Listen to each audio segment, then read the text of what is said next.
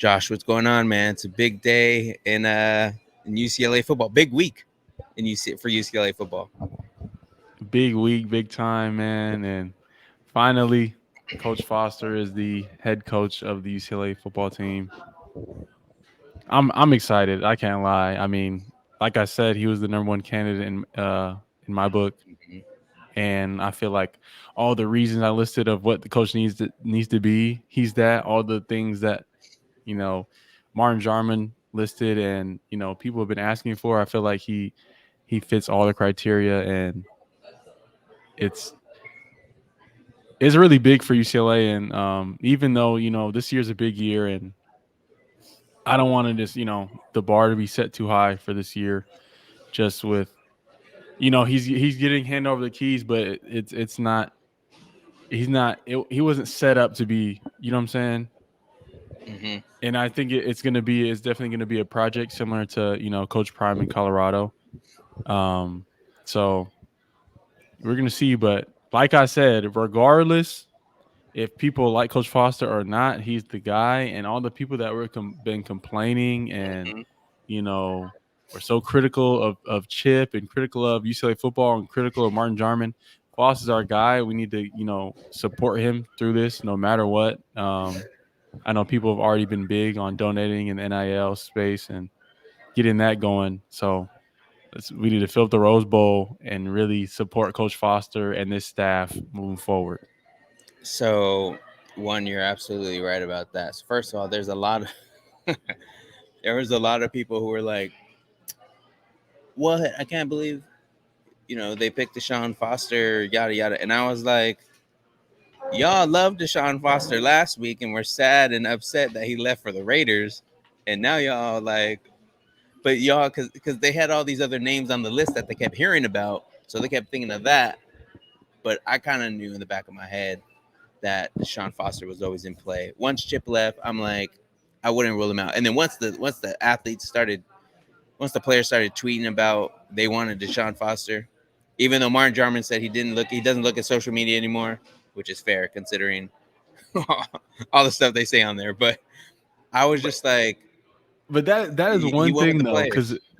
it's a lot of people that are just say anything behind the screen of what they think, but Mm-hmm. they've never been on the field. If you can't draw me up a defensive front or a scheme, you can't really argue with me about football, in my opinion, or other things like that. You know what I'm saying? Or Mm-hmm. tell a program what they should do when you don't know really much of anything, Mm-hmm. and like your perspective on it. It's different having a fan perspective and a player and coach perspective. Like it's totally different the way you look and view the game. Um, and yeah, some people's opinions, it's like not everybody should have the platform to, Yeah. you know, be saying things because some people really don't understand. And I think Foster fits exactly. Remember when people were asking if I want an offense or defensive coordinator as my head coach, and Foster fits exactly what I was saying as far as Mm-hmm. he's a guy that you want to play for. He's gonna be a thermostat. He's gonna set the temperature and the energy for the team, and that's how he is. That's a guy that you want to play for, run through a wall for, and he's gonna make sure the energy is straight with the whole team. He's not gonna be overbearing, and usually you see that when head coaches or OCs or DCs, they get so involved with that side of the football, and uh, Mm-hmm. it kind of ends up being a my way the highway approach. I'd say, and Sounds a little familiar. and Coach Foster is right in the middle of. I feel like he's in the middle. He's for the Mm-hmm. players, but he's also has the structure. And like he said, like he wants to have fun again. You know what I'm saying? And I Mm-hmm. think this is between the previous coaches. I believe Coach Foster is right in the middle and exactly what the program needs. And clearly, like you said, what the kids want. And I think that's one of the biggest things as far as like when you're getting recruits to come in and you want players to stay, having a coach like that is really important because it's like that's somebody I want to play for. I know it's somebody who's invested in me, and you've seen all the passion and emotion. Like that is real. Like Foster stuck around when he didn't need to. You know what I'm saying? When Mm-hmm. I guarantee that he was getting offers all the time to, maybe go to Yeah. other Power Five schools and NFL jobs, but he stuck around, and that emotion like that is real. Like Coach Foster is one of those guys where me personally, he was giving me conversations of that, like of a dad or of like a big brother, of like telling me things that usually coaches don't say because it might not be the best interest of for a coach where it's their job, you know what I'm saying? But Right. the best interest of me, like I've examples of things like when I hurt my shoulder in my third year, like he was one of the coaches be like, nah, you need to go get that surgery right now and take care of that. And that might have allowed me to continue to play to this day. And I have to thank him for, Mm, that type of thing. And yeah. that's a lot of times some coaches are scared to be that honest and that real with players because I mean their job depends on it, but he cares that much about, us as the players and the development and the fun, and he's real and all those things. It's exciting because yeah, the way he is now is going to be the identity of the entire program, and he's going to be able to, you know, have control, and it's going to be him. People think it's going to be, you're just continuing what, the foundation that Chip had just because he was on staff, but things aren't going to be the same. He's a completely different person than Chip, and Mhm. for those reasons, that's why I'm really excited. No doubt about it. As someone, so Josh, I've been on the grind all day. I've been here. I'm on campus right now. I've been here since 9 in the morning, 8:30 in the morning, whatever it is. Um, so earlier today, I was on Twitter Spaces talking to the fans and stuff, and someone brought up a good point. Um, that DeShaun, that they, we'll talk about the press conference and stuff in a little bit here. And people said there was a lot of positives to take away from it. But one person told me on the Twitter Spaces that the thing they were most impressed about was kind of reflecting on DeShaun Foster's time at UCLA, both as a player, as a guy who worked under Mora a little bit, and then a guy who worked under Chip. I don't want to say he's seen the program at its highest and at its lowest, but he's kind of seen about everything there is to see, right? And so now he's Hmm. gathering all that experience, and he's going to make his own based off of that experience and the knowledge that he has, and he's going to turn this program into his program, right? And I think a lot of people look at this hire and say, "Oh yeah, they hired him because he was cheaper. They hired him because they were lazy to go through the search. They just wanted to keep all the players on the roster." I mean, it's good to keep all the players on the roster, but I Hmm. think once people saw, because even for me, I was like, we had DeShaun Foster on the podcast again. First of all, that's let alone another reason why you should always be listening to the Believe in UCLA Football podcast, because we've had Martin Jarman and we had DeShaun Foster on this podcast along with several other guests. But the thing for me was when we had him on the podcast, I've talked to him on the phone before for a story. I was like, he seems like too chill, like just very kind of mellow, very kind of like, I don't know if he would know how to get mad or whatever. Like he just Oh seems no, so he can get chill. mad. And then and so I was like, I don't like, how is he gonna, talk to the donors, yada yada. But when he got to that press conference, he had the biggest smile.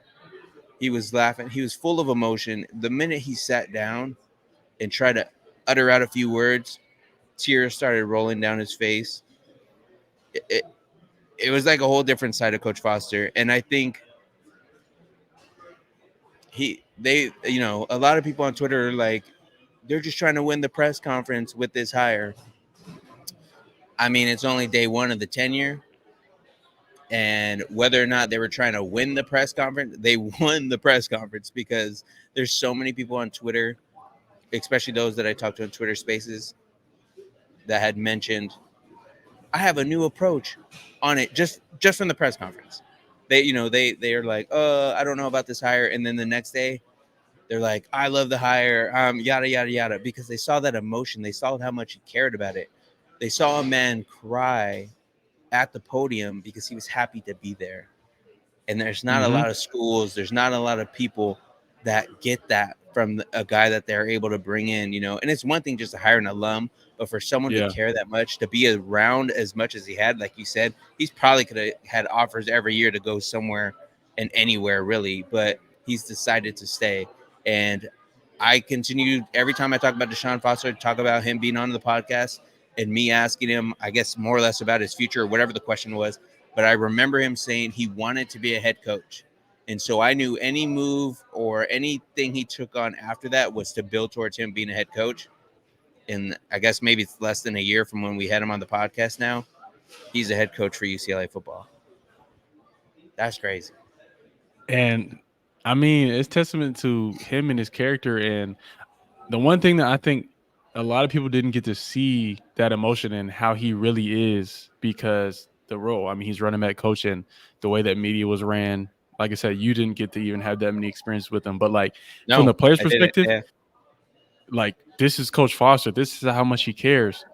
Another example, I'll say, when stuff was hitting the fan, my fifth year, it was, we had just lost to San Diego State, so losing our second non-conference game. We're about to play Oklahoma, but we were supposed to have like a regen or something, and we, the players, were like, nah, like, we're gonna have a players only meeting, and it was a time for everybody to hash it out. You know, the only person who could come in that room and did come in that room and make sure that we were straight and make sure that we were doing things right and making sure that we weren't wasting our time, making sure that Mm-hmm. you know what I'm saying, that what we were saying, like, he was calling out if guys were saying stuff that wasn't right, and he called us out in that meeting. It was Coach Foster. He walked into that meeting where it was players only, and everybody knew that he's the only guy that would come in and we'd all listen to, and he'd listen to us, and we understand that he's been in our shoes, and we know that he Right. wants what's best for us.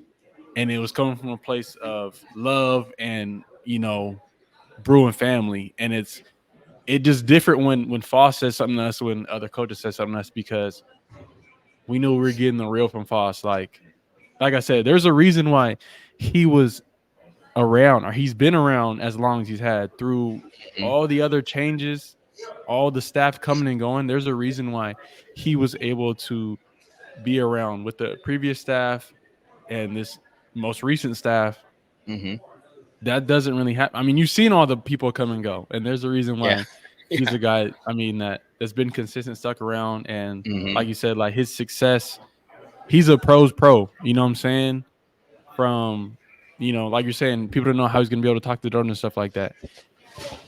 He was in the NFL. He's been through, you know, under all He those probably different kinds of people and all those, he and then probably knows also, half the donors from when he played there. exactly. And he was in player development at one point, Mm-hmm. and That's as a right. player development, like, they're the ones talking to the alumni and donors probably the most and making those connections Mm-hmm. for the kids. So he knows a lot of people on first name basis. Like he said, it, like, he's already setting up to meet donors tomorrow. He's Yep. already setting up to meet NIL collectives tomorrow.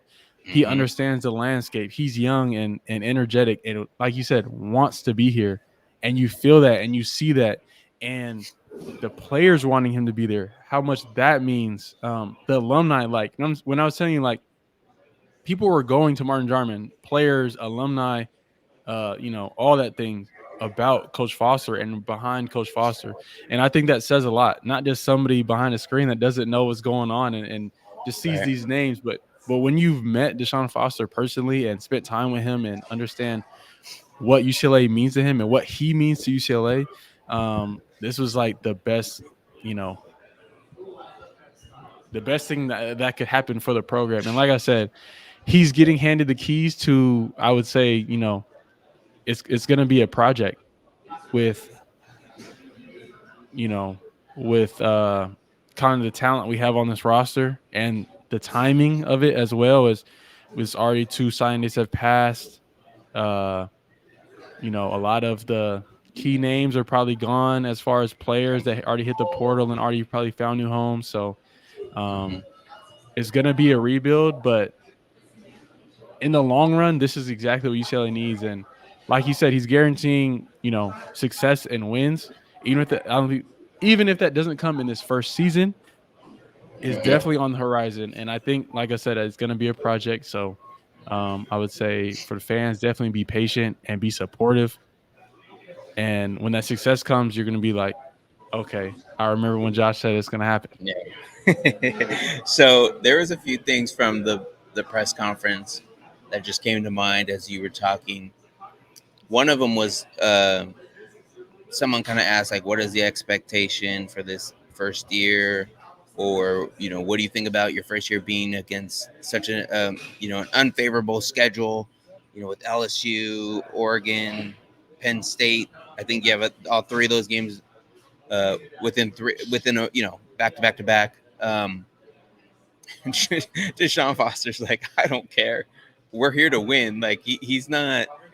There's no like excuse here or a freebie. Like he's like, no, we're trying to win. We're trying to be competitive this year. It is a little bit of a rebuild, but at the same time, it's not, because everyone who's was going to stay is still there. Martin Jarman said as of Tuesday morning, no one had even thought about entering the transfer portal. Or I don't want to say not thought about entering the transfer portal, but no one had entered the transfer portal. No one had started paperwork to enter the transfer portal. Now, will it stay that way? No, probably not. People are probably still mulling over some decisions and whatnot, but you're gonna have guys come, you're gonna have some guys go. Again, I thought it said a lot and it spoke volumes when you saw that initial video that they put out on social media where Martin Jarman kind of was saying, we wanted a Bruin, but we didn't get someone who wanted to be a Bruin. We got a Bruin, and he said, "Coach, come on out." And the moment the players saw DeShaun Foster, they jumped out of their seats. Some of them from several rows up, and um, just embraced him, just hugged him. Like you could feel it. Like I'm not tied to the team in any way, but just moments like that, like I got goosebumps just from a moment like that, because you felt that and it was real, and you can't make that stuff up. And there's been times where I've seen those kind of videos before, and they'll clap, whatever, and it's usually some new guy they know nothing about. But the thing with DeShaun Foster is he not only does he relate to these players, but he's probably spent more time with them before they even stepped on campus than anyone else on the staffs that he's been on, right? He's helped recruit some of these kids. He's been a part of their process.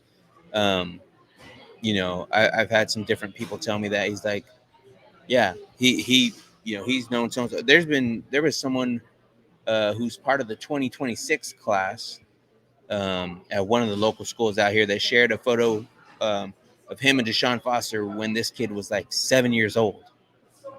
And he's like, yeah, I've known DeShaun Foster since, you know what I mean? Like, he knows these kids. He's out there. Um, and he's not, shoot, he was up at Marietta Valley like 2-3 weeks ago. I'm like, what comes out to Marietta? But, you know, he, he's that guy. And I'm just curious to see how the recruiting is going to go. That's something there was an emphasis on that. Um, they want to recruit. And he said it's a big brand. He said we want to go national with the guys that we're searching for. We're not just, we're gonna take care of the guys in Southern California, and obviously that's probably gonna always be the foundation, but that's not gonna stop them from wanting to go national. He even said, "Hey, look at the basketball team. They're getting guys from Europe and overseas here, overseas there." He's like, the brand is big, and like that's an example that shows that. And so he's like, I don't know why football can't do the same, more or less. So Mm-hmm. I'm curious to see how he does with that. He did mention NIL. Martin Jarman mentioned NIL quite a bit, like you mentioned. Day three of DeShaun Foster's tenure is going to be meeting with the donors, having lunch, meeting with the NIL collective, Men of Westwood. Um, it was like good vibes. It was just everyone just seemed relaxed, and it's a press conference where everyone there is there to support Foster, obviously, but it just kind of felt right. It The just and energy the is hire different. made it's different, and it just really brought home the fact that the hire makes sense once you saw that. It makes a lot more sense once you see that compared to just seeing the graphic and you're like, why'd you hire that guy? You had all these other guys you could have picked. It made like to me it made sense. It was clear. Like it was really clear. And the one thing he's kind of harped on quite a bit is his three pillars. I don't know if you heard him, or maybe you tell me if you've heard these before. He said it's going to be based on discipline, respect, and enthusiasm. I believe those are the three. I don't know if that's something he said before, but that's going to probably be on the shirts for these for these players kind of going forward. And he said that's what this team's going to be about. And he said he's excited um, to be the head coach, and he's looking forward to bringing excitement back to this program. And then he mentioned the Rose Bowl, and he said we're trying to bring people back to the Rose Bowl. I'm like, I thought that would have been a question or something you would dodge, but he's like, no, we're gonna bring people back to the Rose Bowl and get it to how it used to be. And I'm like, all right, we'll see. I mean, I'm not saying like we'll see. Do I think he could probably do it? Sure, but I'm like, you're putting everything out on the table. You're not. He was not holding back on anything. So. I mean, this has been his dream and his goal. So like all these things, yeah, it's not new, and the energy is different. I think it's different because it's family, and you see the support. I mean, I know a lot of former players showed up, and um, all the alumni and former players are with him because it's one of ours. It's one of us, and Mm-hmm. I think that familiarity and that sense of family is really showing. And yeah, I haven't seen the alumni get behind somebody like this, and the just the energy behind the scenes is even different. And you're talking about the brand thing. I was talking to another former player today, and we were talking about like there's no reason why UCLA shouldn't be a top 10 destination school in the country. Yep. There's no there's not really any better cities um and branding for NIL. You're in Los Angeles, you're in Westwood, you're by Beverly Hills, Bel Air, Brentwood. There's no Mm-hmm. reason why UCLA shouldn't be, somewhere where people want to be. And I think it's going to take a person like DeShaun Foster to bring it back and take it to where it should be, um, and get UCLA football, make UCLA football great again. Pretty much is kind of in the days of the Bruin Revolution, and yeah, kind of jumpstarting that again, and hopefully getting more recruits, getting the NIL infrastructure in place, and being able to get top classes again, top 15, top 10 classes again. It should be, 5-star kids wanting to come to UCLA because of where it is and what it means to be a Bruin, and, you know, to play for a guy like Coach Foster. I think that is going to be big. Yeah, no doubt about it. So another thing, I was on Twitter Spaces. It's been a long day, and I haven't had a chance to listen. But after the press conference and after he was done talking to the media and shaking hands and giving out hugs to family, alumni, and staff, etc., he went on the Petros and Money show. I forget what station they're on, AM 570. That might be wrong. I don't know. Anyways, he said there's some information that came out from that. One that I guess he's looking to potentially bring back the spring football game at the Rose Bowl. Did you ever have one of Hmm. those? I played in one. And someone said there was like 30 or 40,000 people at these things. Is this true? Yeah, it used to be like one full side from the press box side from the bottom to the top was full. And we didn't, and it was more of a scrimmage. It wasn't really a game by the time I played in it, but that Hmm. was that was my first spring ball, and yeah, we did our spring game in the Rose Bowl.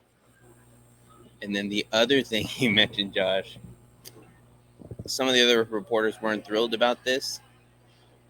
I was. He said he's he's going to consider sending them back to San Bernardino. And Oh, I see, was like, the thing about that is it really does. As a player, you hate it, like mm-hmm. in the sense of like, man, this is like tough. But when you look back, like those memories of like how close it makes the team, because yes, getting guys out of LA, getting guys out of the dorms, out of home, out of familiarity, puts them in an isolated situation where it's really just them. I mean, it was for like guys like me, Nate Metters, Locating Tolo, and Yeah, right. it's a little different because we have our family come to practice and it's kind of still home. But Mm-hmm. for some guys, that's the first time they've ever been out of LA. Or if they come to UCLA and they're from out of state, that's the only time they're outside of LA. Mm-hmm. And they're just like, to them, it's like in the middle of nowhere, you get football and that's it. But it Right. it unites the boys together, and it helps create bonds that go through the season. It's tough, but you get through it together. Like it's really, And the thing is, it's going to be way easier than it used to be because we used to have 2 days That's what I out was in San thinking. Bernardino Yeah. and be Hmm. out there for multiple weeks. And yeah, it's a very different atmosphere, and I would love that. And so this was the for spring camp, right? No, no, That no. he This would is do for this, or summer. this for summer. Spring, because Okay. spring ball is Yeah. you got Yeah. class and Yeah. stuff. You could Okay. do it in Summer. There's fall no camp because classes. you don't have Okay. class. Yeah, Gotcha. so Gotcha. you're And really so, out there for football. were you out there the whole camp, or was it just like 2 weeks out of the program, It more or used to less? be 2 weeks, and then you come back and finish like the last Hmm. week and a half before the season in Westwood. Um, but It's I kind of like think Hell Week, right? essentially it's like Yeah. I mean it's camp. It's the same as camp. So I Hmm. mean you have your non-padded days and you build up, and then you have it's yeah. Um, it eventually went to I think it was a week in Westwood, then a week in San Bernardino, and then back to Westwood, and then eventually it went to we stayed in the Luskin, and it was just in Westwood. So now, was this before the Washington facility, or was this still here? Like, because I'm like, why would you leave? Like, I get it By the time why you when would, we had but the Wasserman, that's when Camp went to only being in Westwood. okay, yeah, that's what I figured. Because I'm like, you're not leaving that facility in that weight room. So I mean, but it's not about that. no, of It's course, not right, right, about right. you want to put the team in a different environment to like focus, lock in, Hmm. avoid distractions, and like come Break the together. routine. Yeah, Mm-hmm. Because gotcha. you're gonna be in Westwood the whole season, like the rest of the year. So yeah, So what do they do? They like tell you guys to pack a bag and they bust you guys out there, or what? I mean, because really you're getting off of your summer week break because you only Hmm. get the week after the week after spring ball, or the week not the week after spring ball, the week after spring quarter. So you have that week off, and then you have your summer session, which is workouts. So you have the 6 week summer A session, then you have a week off, and then you would show up to campus with your bags packed, and for majority guys have all your stuff for the entire year. Hmm. And as soon as you show up, you're getting on buses and they drive you to San Bernardino. That's tough. Okay, okay. So those are some of the things that he mentioned. Um, some of the fans are saying he should bring back, uh, do a blackout jersey or do some sort of alternate jerseys. Um, I think he'll get to that kind of stuff. I think right now he's just trying to Yeah, that's focus. not It the was focus right now. But that I mean, right. it'll come, and I It'll do come. believe Yeah. that he will have it. It'll probably go back to having at least one a year. I think we're seeing it with the throwback, and Hmm. I think that'll be a regular thing. But yeah, there's bigger things to worry about right now. There are bigger things to worry about, especially what to make of this coaching staff. They did lose Ken Norton Jr. on the same day that it was announced that DeShaun Foster was going to be the coach. It was kind of interesting. So I think I don't want to say it was bad timing, but it just worked out that way. I don't think it was necessarily Deshaun Foster gets the job, Ken Norton leaves. I think based on talking to Kane Madrano, one of the linebackers today, he had just kind of mentioned that it wasn't yesterday when it was announced. It wasn't really a surprise that Ken Norton Jr. was going to the Washington Commanders. He said he had kind of had some communication with Norton, and that was kind of the vibe or the understanding that he had gotten. So wasn't completely thrown off by that. And you know, I guess Ken Jr. was only there a year, but I think at the same time it was good to bring an alumni home, be able to kind of have him back in the program. He was one of the better recruiters when he was here. Um, but then at the same time, that leaves him now with okay four titles, but I think they only have room to hire 3 people. So now here is where it gets interesting. He needs to hire a tight ends coach. People kind of know who some people have made it known on Twitter who they want it to be. Caleb Um, Wilson. Caleb Wilson. Um, there needs Oh wait. Let's not skip past that. One of okay. the And that's one of the things like somebody that doesn't know trying to tell me why he shouldn't be. And it's Someone like tried to say he said shouldn't be. somebody said that he hasn't coached before. And I'm like, he's literally I didn't say it, but like if you really do research and if you're gonna say something, know what you're talking about. Yeah. Yes. Caleb is literally not only is he a coach's son, but he's literally been in this process. There Hmm. wasn't an opening, there wasn't spots opening by the time he wanted to start GA at UCLA. There wasn't an opening, so there wasn't. He wanted to be at UCLA to be at least a GA, and it wasn't open. There wasn't opening. Right. Right. So That's he's right. been at Purdue being a GA, like he's been in this process. But this is also something that has played in the NFL, was an All American, one of the greatest statistical tight ends Hmm. in the past 5 years, and has been in that UCLA seat. He knows what it is to be in that seat. Knows what it's like to be in different staffs, coming from SC to UCLA. Has all that experience, and that's somebody. He's somebody also like Coach Foster. Loves UCLA. Loves to be a Bruin. Loves everything involved with UCLA. With not just football, but being basketball and all. He's like, even when he's at Purdue, he keeps up with everything UCLA. This is a guy that wants people to come to UCLA, and would be a hell of a recruiter because I feel like as a coach's son, he's been around so many programs. It's crazy, like the amount of people that Caleb knows, being his friend and being like, "Oh, you know him," like guys all across the NFL, guys and coaches all across Mm. the country. The relationships that he's built from the different cities that he's had to move to, he knows how to relate to people. He knows how to relate to kids and understands this whole landscape of what's going on. And that's why I think he'd be, great to have on the staff in some capacity, whether it's tight ends coach or not, in some role. I feel like having somebody young with that energy and that passion for UCLA on the staff is big. So that is my bid for Caleb Wilson to get on the There it UCLA is. football staff. And even then behind the alum is behind him. Like he has a lot of, people behind him. And Yeah. I would love to see him, back in UCLA for us than him be somewhere across the country In helping the a same different program. conference. In the same conference. Exactly. You want a guy like that on staff. And obviously, I had thought about it and knew Caleb Wilson should have been in like an obvious for a potential candidate as the tight ends coach. But once Ken Norton left, I'm like, you gotta kind of replace that alumni on staff spot, right? Like you have Jerry Neuheisel, you have DeShaun Foster, but you still need to have that another alum on staff, just because it works, especially when DeShaun is kind of shaping the culture, right, to how he wants it to be, and you have an alumni at the top spot there.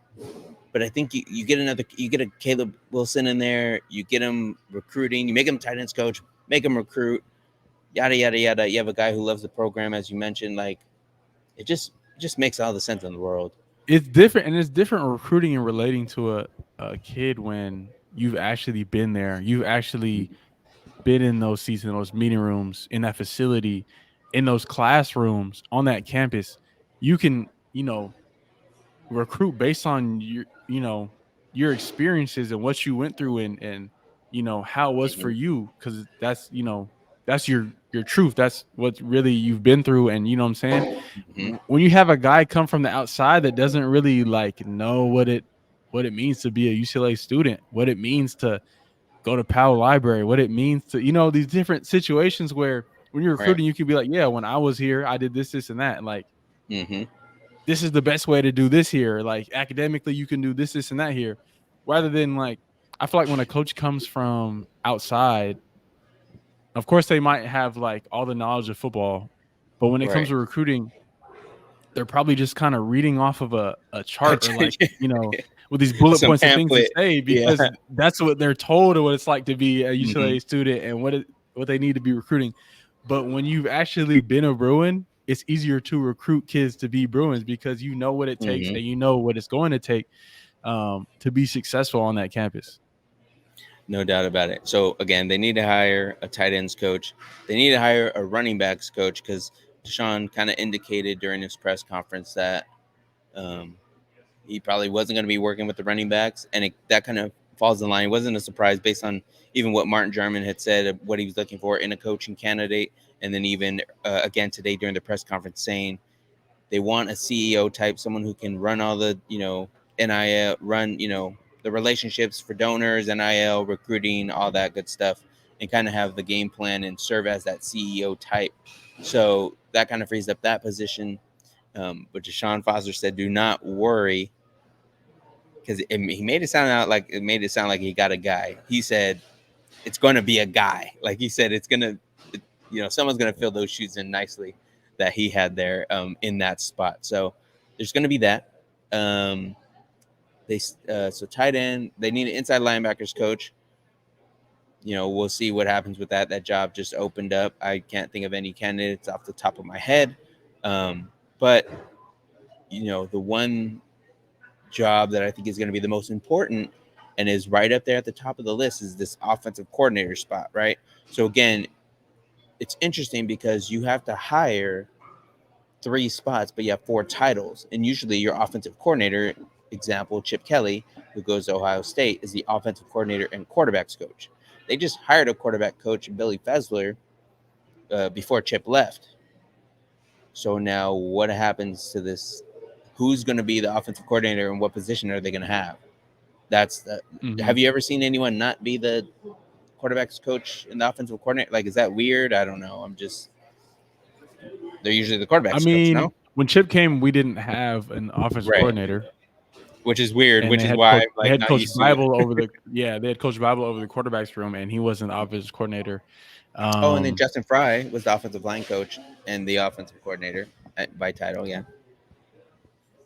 yeah, so I mean, the Mm, thing is with Coach Foster, he has the reputation and the relationships mm-hmm. um, across the country with the NFL and all the colleges where I believe if he wants somebody, he's gonna get them, and he's definitely not gonna bring in no scrubs. You know what I'm saying? Where Right.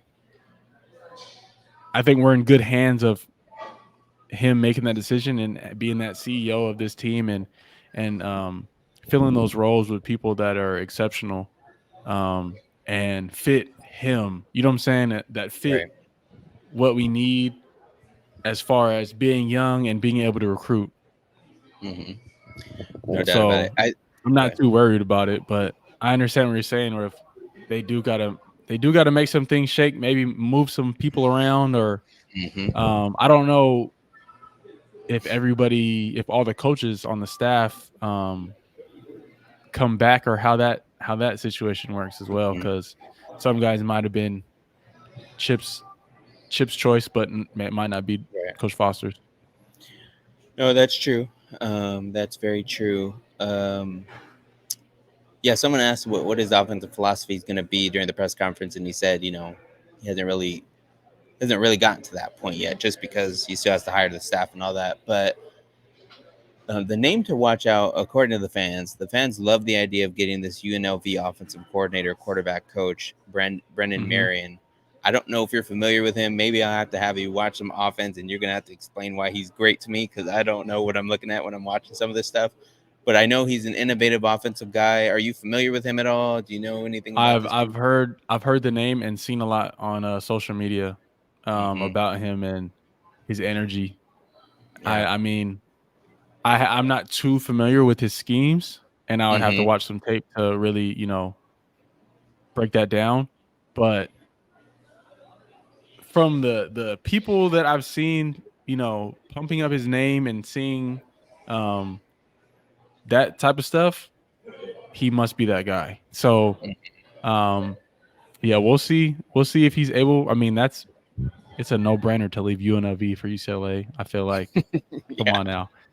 Right. There's levels to this, and And he's this only is definitely what. and he's only been there a year, so it's not like he's tied to the school at Yeah, all. he has no deep ties. So Right. Yeah. you get that call. You get that call. You got to answer it. Right. Right. Um. So yeah, he seems to be the guy, at least for the fans that they want. Um. So that's the name to keep an eye out for. But yeah, so I'm just kind of curious how this coaching staff's going to shake out. it just seems like DeShaun has a lot going on. I kind of asked him when we were kind of talking to him after the press conference.